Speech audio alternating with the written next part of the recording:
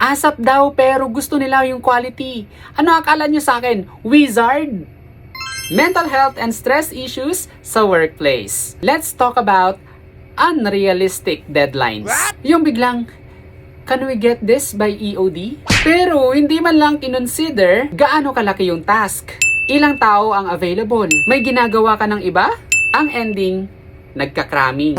Masyadong pangit ang quality ng ginagawa. At syempre, dagdag doon yung stress mo habang gumagawa. At kapag nagkamali ka, isisisi sa'yo. Hindi sa deadline at hindi rin sa planning. Just pure pressure without support.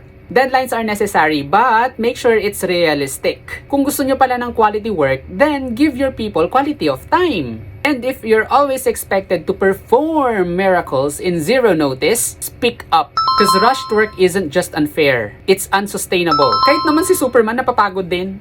Yun lang. Follow for more.